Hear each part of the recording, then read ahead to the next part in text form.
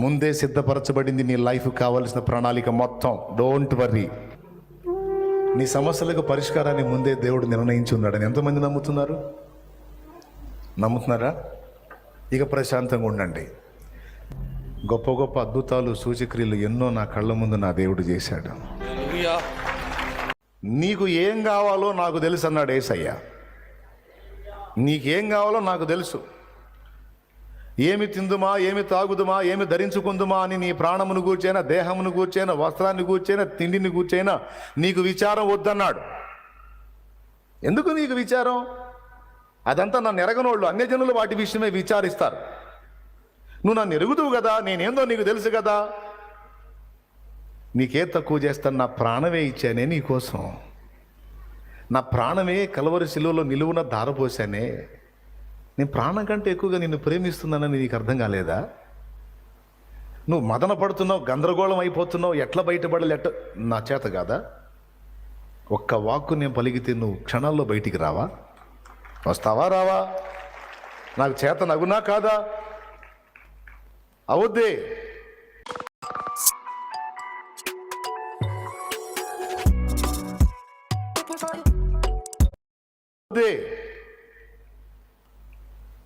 కానీ కావాలనే కొన్నిసార్లు అనుభవాల సారం, అనుభవాల పాఠం నీకు అందడం కోసం కావాలనే ఇబ్బంది కొలిమిలో నిన్ను పుటం వేస్తున్నాను అంటాడు ఆయన.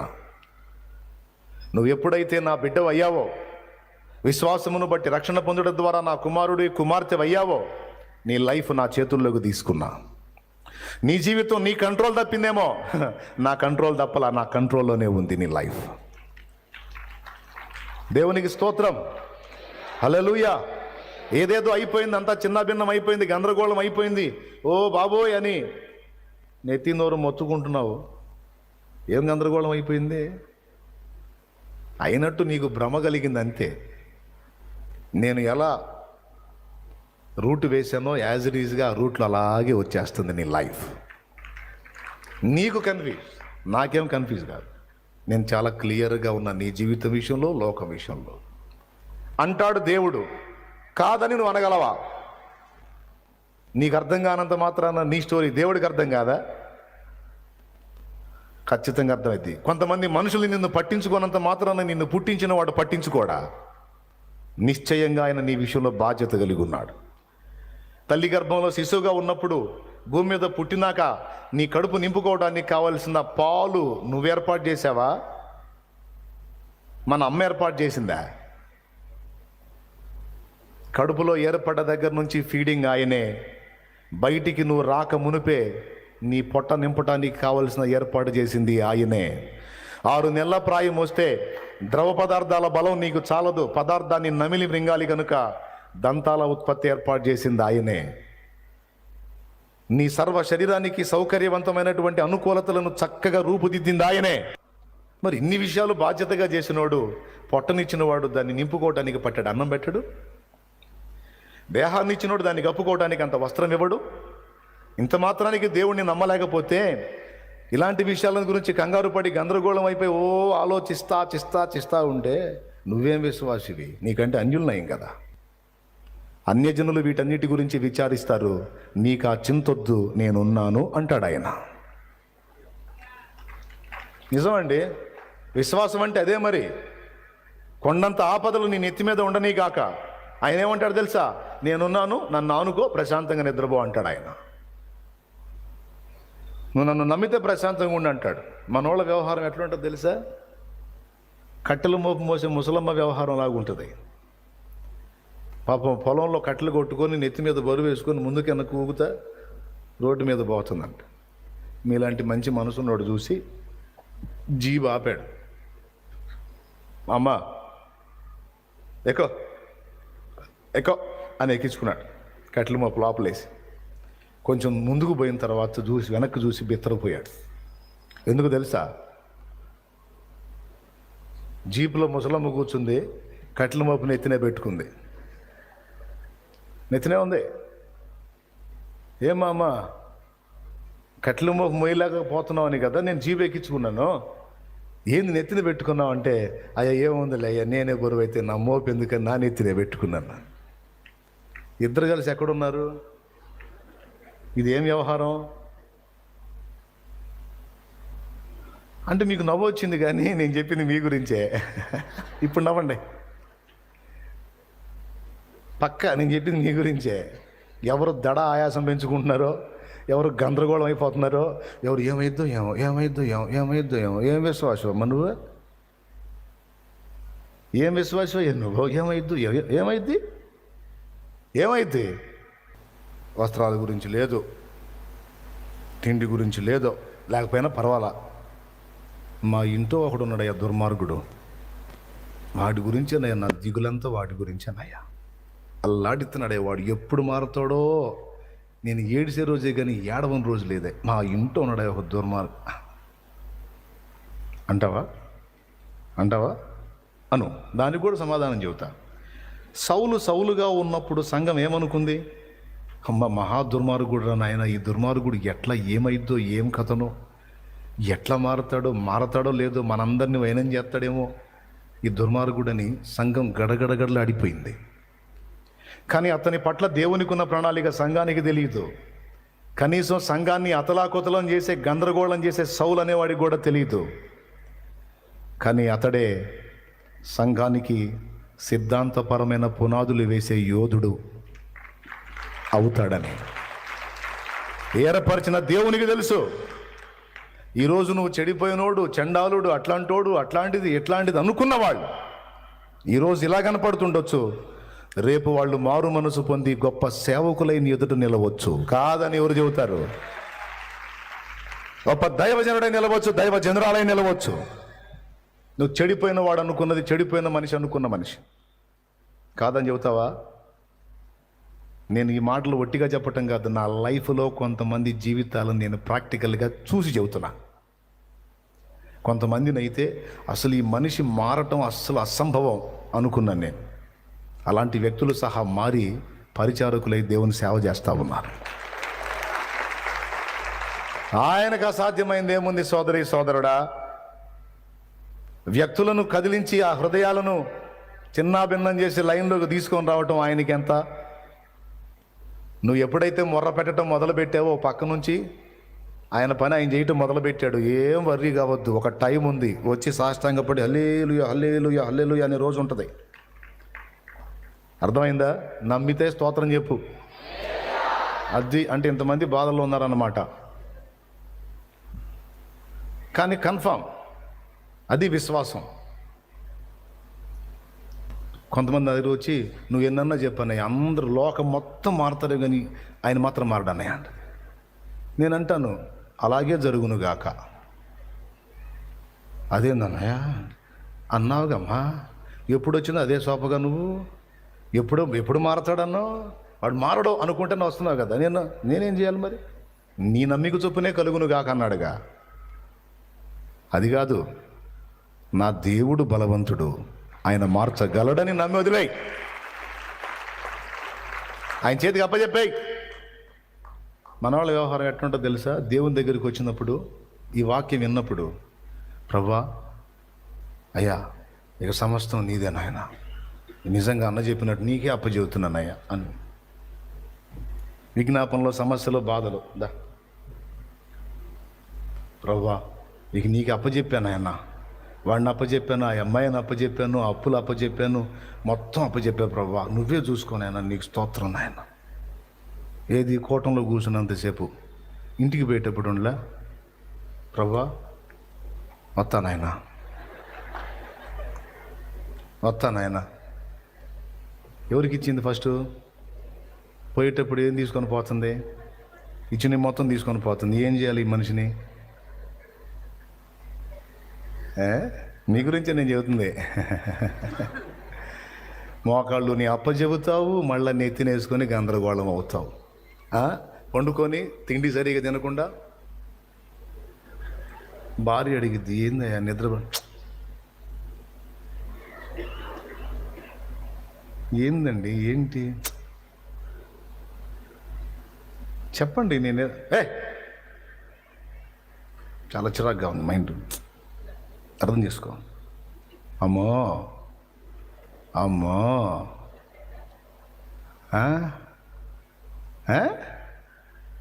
ఏమొచ్చింది? నిద్ర రాదు, ప్రెజరు, తలపోటు వచ్చింది, ఆ జెండు బామో ఏదో తీసుకొని రాసుకోవాల్సి వచ్చింది. నువ్వు నిద్రపోతే పక్కోళ్ళు ఎట్లా నిద్రపోతారు? పొరపాటు నిద్రపోతే నువ్వు బతకనివ్వగా మళ్ళీ. స్తోత్రం. ఇంత ప్రెజర్లో, ఇంత టెన్షన్లో నేను అల్లాడుతూ నిద్ర ఎట్ట వస్తుందో నీకు అంటావుగా మళ్ళీ. ఏం చేద్దాం? ఆ మనిషికి నిద్ర వచ్చి కునిపాట్లు వచ్చినా కూడా.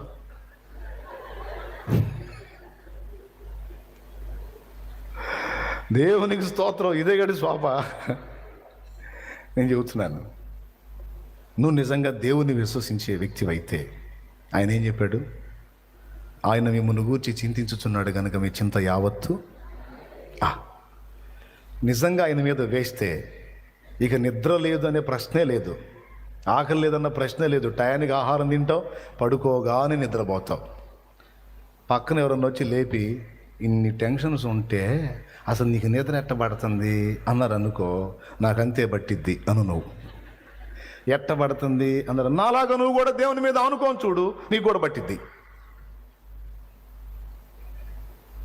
నువ్వు భయపడుతున్నావు, కలవరపడుతున్నావు, గందరగోళం అవుతున్నావు అంటే నువ్వు అసలు సరిగా దేవుణ్ణి విశ్వసించలేదు. కలవరాలు మొత్తం తీసి దేవునికి అప్పచెప్పేసి ప్రశాంతంగా అంత తిని నిద్రపోగలుగుతున్నావు అంటే నువ్వు పక్కా దేవుని మీద డిపెండ్ అయ్యావు. అయిపోయింది. ఇంక నీకేం చెప్పేది? నీకు అప్పులు అంటావా, నొప్పులు అంటావా, కిడ్నీలు చెడిపోయినాయా, గుండె నరాలు బ్లాక్ అయినాయా, నువ్వు ఏం సమస్య, హెచ్ఐవి పాజిటివా, క్యాన్సరా, లివర్ క్యాన్సరా, బోన్ క్యాన్సరా, బ్రెయిన్ క్యాన్సరా, క్యాన్సర్ గడ్డలా, క్యాన్సర్ కణితలా, టంగ్ క్యాన్సరా, ఏంది నాలుక, టంగ్ క్యాన్సరా, ఏంది ఊపిరితిత్తుల, లంగ్ క్యాన్సరా, ఏం చెబుతావో చెప్పు. ఆయన చిత్తం ఉంచితే ఆయన సాక్షిని స్వస్థపరుస్తాడు, ఎంతోమందిని బాగు చేశాడు. ఒకవేళ స్వస్థపరచకుండా తీసుకున్నాడు అనుకో, పౌలు, పేతురు, యోహాను, యాకోబు భక్తులందరినీ కలుసుకుంటా. ఉంచిన స్తోత్రం, పోయిన స్తోత్రం. పరిణతి చెందిన వాళ్ళు ఈ మొక్క అనుకుంటారు. కొంచెం అంత డెప్త్లోకి పోని వాళ్ళు ఉండలా. ఇంకొకటి అనుకోవచ్చు, రక్తస్రావం గల స్త్రీని బాగు చేశావు, క్యాన్సర్ పేషెంటేగా ప్రభా, కుష్ఠరోగిని బాగు చేశావు, అప్పట్లో వైద్యం లేదుగా ప్రభా, దానికి కూడా చచ్చిపోయిన లాజర్ని లేపావు, నాయని విధవరాలు కుమారుణ్ణి లేపావు. మీ శిష్యులు పేతురు కూడా తబితాన్ని లేపాడు, ఐతుకు అనేవాడిని పౌలు లేపాడు. ఇంతమంది చచ్చిపోయిన వాళ్ళని బతికించిన శక్తి నీది. నా జబ్బేపాటిది నాయన, నువ్వే చూసుకో తండ్రి, నీకు స్తోత్రం అని నువ్వు అప్పజెప్పగలిగితే చెడిపోయిన కిడ్నీలు కూడా తిరిగి మళ్ళీ బాగుపడటం మొదలు పెడతాయి. ఇక డయాలసిస్ లేదు, ఏం లేదు. కొద్ది రోజులు చూసిన తర్వాత ఎట్లా మారిందో ఏమో, నీకు అవసరం లేదు పో, క్రియాటిన్ పర్సెంటేజ్ మార్పు వచ్చింది పో అంటారు. కానీ అంత ప్రశాంతత, అంత విశ్వాసం మనకెక్కడ ఉంటుంది? ఒకవేళ ఈ వ్యక్తి పాప ఏదన్నా విశ్వాసం తెచ్చుకుందామని ఈ పక్కన వచ్చి జాలి పడేవాళ్ళు ఎక్కువ. చిన్న వయసుగా కుక్కలను పిలుస్తుంటారు దగ్గరికి వచ్చి, నాకు మహాశిరాకిట్ అంటే గుడ్డ చేతుల నుండి ధైర్యపరచాలి. కానీ ఆడి దగ్గరకు చిన్న వయసుగా, అయ్యో పాపం అనగా ఇంకొంచెం దిగ సరిపోతాడు, అమ్మ నాకు పోయే టైం వచ్చిందని. అది అనాలి నువ్వు దేవుని బిడ్డగా. నా ప్రభువుకి అసాధ్యమైంది ఏమీ లేదు. ఆయన ఒక్కసారి నిన్ను తాకితే సర్వ శరీరం బాగుపడుతుంది, సర్వ శరీరము స్వస్థత పొందుతుంది.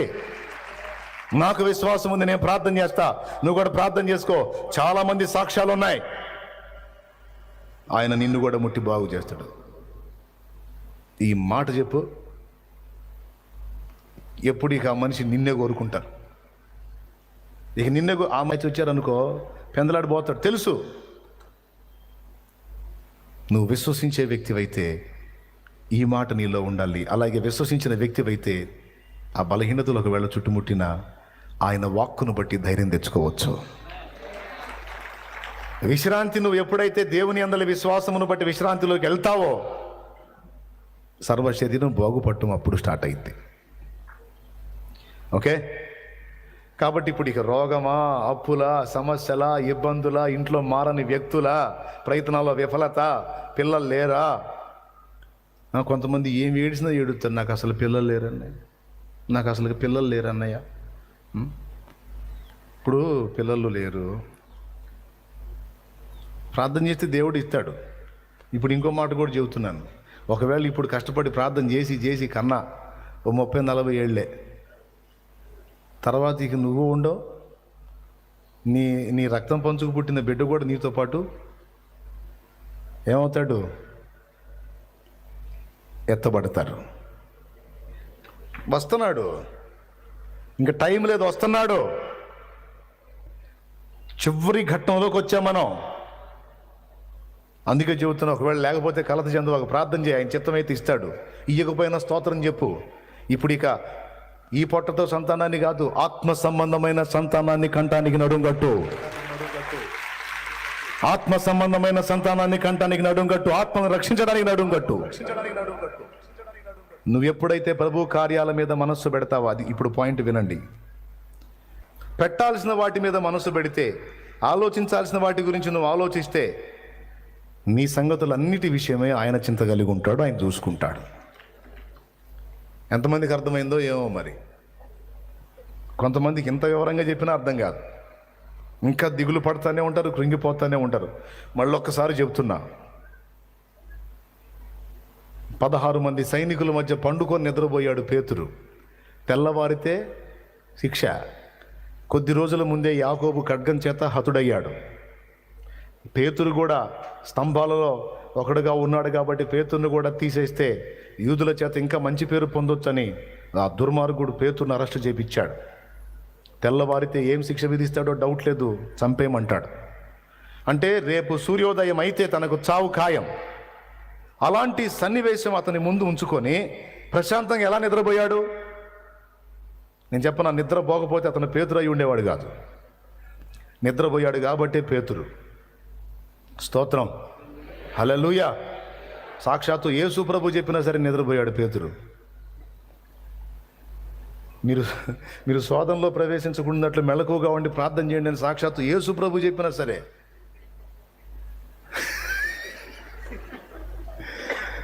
ప్రార్థన చేయమని ఆయన చెప్పినా సరే నిద్రపోయాడు. అంత నమ్మకం యేసయ్య మీద ఆయనకి. ఏం నమ్మకం తెలుసా? నువ్వు చెబుతున్నావు చేయమని, నేను చేసినా చేయకపోయినా కొంచెం అటు ఇటు అయినా నువ్వే లాగుతావులే, నాకు నమ్మకం ఉంది, నేను నిద్రపోతా ప్రభా. నేను చెప్పేది జోక్ కాదు, నిజం. పసిబిడ్డ వలె దేవుని విశ్వసించుట అంటే అది. నేను చెప్పేది మొత్తం వాస్తవాలే, లేఖన సత్యమే, నా సొంత మాటలు నేను చెప్పట్లా. మీరందరూ కూడా ఆ విధంగా దేవుని మీద డిపెండ్ అయ్యి విశ్వాసం ఉంచిన వారై దేవుని చిత్తము నెరవేర్చడానికి మీ మనసును పెట్టండి. నా హృదయంలో దేవుడు పెట్టిన భారం, నాకున్నటువంటి సామర్థ్యం ఎంతో నాకు తెలుసు. కానీ నా సామర్థ్యం మీద నేను డిపెండ్ అవ్వలా, నన్ను పిలిచిన వాని సామర్థ్యం మీద అనుకున్నాను. ఎవరు నన్ను పిలిచాడో అతడు సమర్థుడు, అతడు సర్వశక్తుడు, అతడు ఏదైనా నా కొరకు సాధించగలడు. కాబట్టి ప్రభువా, ఇదిగో నేనున్నా,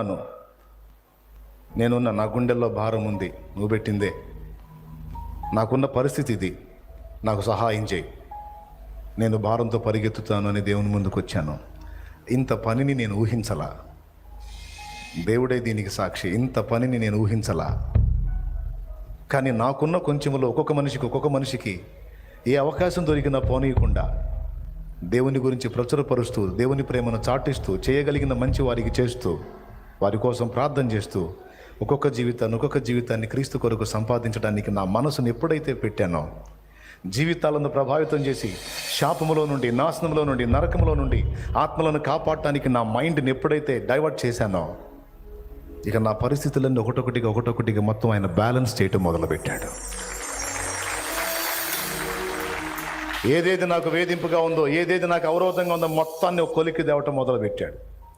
అసలు ఇక వాటికి వెళ్ళి చూసే అవసరం లేకుండా చేశాడు నన్ను. ఈరోజు నేను మీకు ప్రేమతో చెప్తున్నాను, ఆ భారం నీ నుండి దేవుడు ఎదురు చూస్తాడు. నువ్వు చిన్నవాడివా, పెద్దవాడివా, పసివాడివా, వృద్ధుడివా కాదు, నువ్వు వృద్ధుడివైనా సరే, 87 ఏళ్ల వృద్ధురాలు ఒక పట్టణం మొత్తం కూడా ఉజ్జీవింపబడటానికి, ఒక పట్టణమేనా, ఒక పట్టణం మొత్తం ప్రభావితమై ఉజ్జీవ జ్వాలలు రగలటానికి 85 సంవత్సరాలు నిండినటువంటి ముసలి వాళ్ళ ప్రార్థన అంత కదలిక తీసుకొచ్చిందని సాల్మన్ అన్న చెప్పారు. మొన్న నువ్వు వృద్ధుడివైనా సరే, నువ్వు దేవునికి అందుబాటులో ఉంటే నిన్ను వాడుకుంటాడు ఆయన. కానీ నీ గుండెల్లో భారం ఉండాలి, ఉండాల్సిన భారం అది. 4 ఇళ్ళు కట్టాలన్న భారం కాదు, 100 ఎకరాలు కొనాలన్న భారం కాదు. ఉండాల్సిన భారం పోయి పనికి మళ్ళీ భారాలన్నీ గుండెల్లో పెట్టుకొని మోస్తూ ఉంటున్నావు. నీకు ఇవ్వాలనుకుంటే 40 అయినా ఇస్తాడు ఆయన. 40 ఏం చేసుకుంటాం? ఓడవలేక కడవలేక సావాలా? ఎందుకు వచ్చిన గొడవ? ఏదో మనకు సరిపోయినంత ఉంటే చాలు, స్తోత్రం. అవునా? 40 ఇల్లు ఇచ్చాడు అనుకో, ఇక నువ్వు సతీమణి ఇద్దరు కలిసి బకెట్ చీపురు తీసుకు రోజు మున్సిపాలిటీ పని చేయాల్సి వచ్చింది. ఇల్లన్నీ తిరిగి మరి ఎవరికి అడుగుతారు? దేవునికి స్తోత్రం. ఎంత అవసరమో అంత నీకు తప్పకుండా ఇస్తాడు. ఇంకొక మాట స్ట్రైట్గా చెప్పాలంటే, నీకు అవసరమైనవి ముందే రెడీ చేసి పెట్టాడు. నమ్మితే ఇది నిజం. నువ్వు వచ్చి చూసుకున్నదాకా నీకు రెడీ చేసి పెట్టి ఉంచుతాడు. అబ్రహాం వచ్చి వెతుక్కోలా పొట్టేల్ని, ముందే ఉంది అక్కడ. అబ్రహాం కన్నులెత్తి ప్రభు వైపు చూశాడు, నువ్వు ఆ పక్కకు చూడన్నాడు, అక్కడ పొట్టేలు ఉంది. ఇశ్రాయేలును రక్షించడానికి ముందే రెడీ చేసి పెట్టాడు. నీళ్లను ఓపెన్ చేసి వాళ్ళని బయటికి తీసుకొచ్చాడు.